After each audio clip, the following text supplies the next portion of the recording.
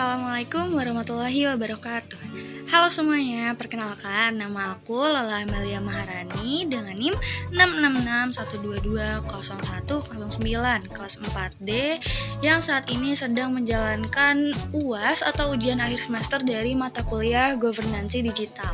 Aku mahasiswa semester 4 Fakultas Ilmu Sosial dan Ilmu Politik Universitas Sultan Ageng Tirtayasa. Kali ini akan membahas mengenai flowcharts.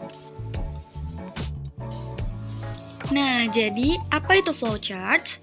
Flowcharts merupakan alat visual yang digunakan untuk merepresentasikan alur kerja atau proses dalam bentuk diagram. Flowchart digunakan untuk merencanakan, menganalisis, dan memahami langkah-langkah yang diperlukan dalam menyelesaikan suatu tugas atau masalah.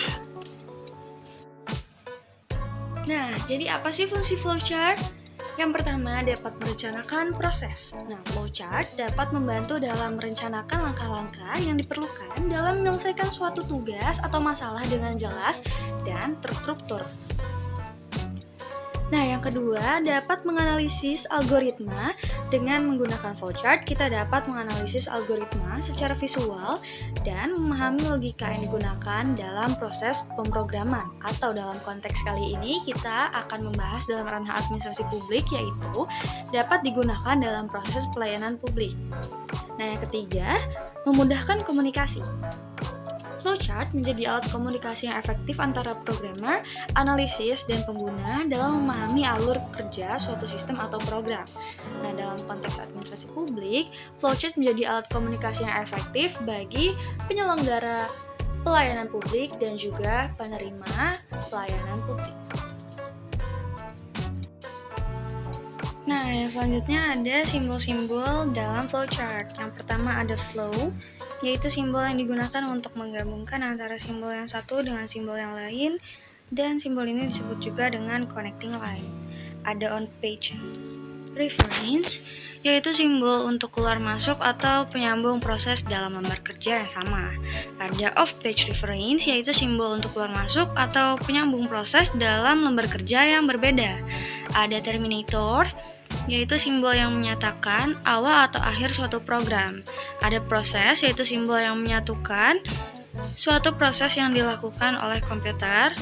Ada decision, yaitu simbol yang menunjukkan kondisi tertentu yang akan menghasilkan dua kemungkinan jawaban, yaitu iya dan tidak. Ada input atau output, yaitu simbol yang menyatakan proses input atau output tanpa tergantung dengan peralatan.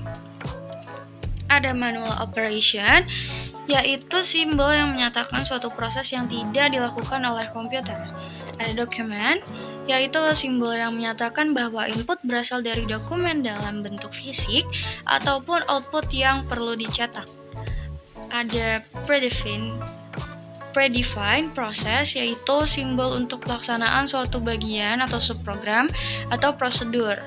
Ada display, yaitu simbol yang menyatakan peralatan output yang digunakan. Dan yang terakhir ada preparation, yaitu simbol yang menyatakan penyediaan tempat penyimpanan suatu pengolahan untuk memberikan nilai awal.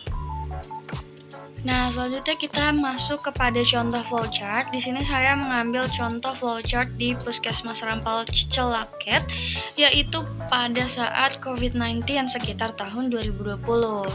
Yang pertama ada pasien datang, lalu pengunjung atau pasien melakukan chat TPS, lalu petugas memberikan penanda antrian pengunjung. Nah, lalu ada pengecekan suhu. Jika suhu di atas 38, maka pasien harus menunggu di ruang tunggu bergejala. Yang selanjutnya akan dilakukan penempelan stiker merah oleh petugas. Nah, jika suhunya tidak di bawah 38, maka petugas bisa mengambilkan nomor antrian dan menuliskan nomor RM. Lalu pasien menunggu panggilan pendaftaran dan petugas pendaftaran melakukan pendaftaran sesuai nomor antrian. Lalu selanjutnya ada screening dari stiker merah. Nah, jika iya memiliki stiker merah, maka petugas memberi tanda merah pada antrian dan mendahulukan pelayanan. Jadi stiker merah di sini artinya adalah prioritas. Nah, jika tidak memiliki stiker merah, maka pasien harus menunggu lagi panggilan pemeriksaan. Lalu jika sudah ada panggilan pemeriksaan, maka selanjutnya bisa dilakukan ke tahap selanjutnya, yaitu apakah perlu ke poli umum, poli lansia, atau poli KIA, atau bahkan poli gigi. Yang selanjutnya bisa ada tindakan selanjutnya, yaitu dirujuk atau pemeriksaan penunjang atau bahkan farmasi. Nah, jika tahapan itu sudah selesai, maka pasien diperbolehkan pulang. Nah, itu saja penjelasan saya tentang flowchart. Semoga dapat dipahami.